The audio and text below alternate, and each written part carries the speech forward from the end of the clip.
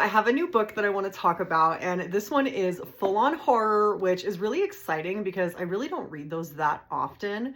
I am talking about The Only Good Indians by Stephen Graham Jones.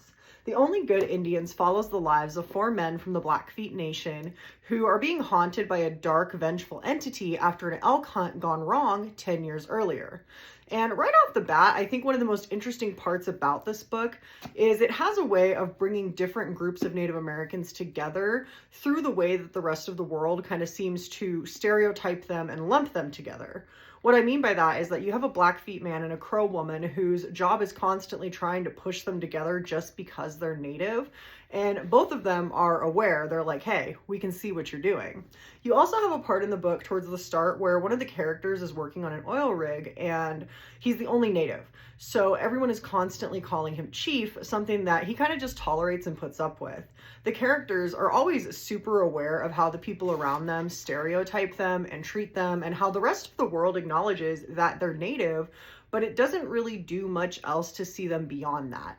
The rest of the world doesn't really make an effort to dive any deeper. It doesn't look into their different cultures and recognize, hey, there's a lot of different versions of people. And it also doesn't really make an effort to even see them as individuals.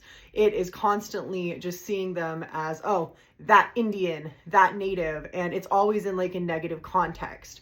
And so because of that, the characters are like hyper aware and they have to act accordingly so that nothing bad happens to them. And as a result, they kind of have found themselves coming together because of that.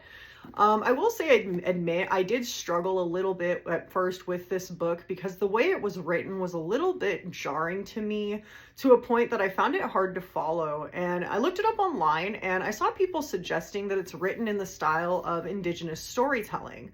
And when you look at it through that lens, it becomes easier to read.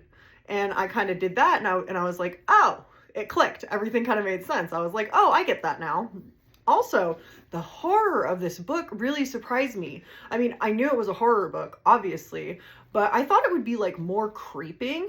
And no, it's like so abrupt and violent, which isn't a bad thing, but I was just not expecting it to like ramp up like that. That was crazy.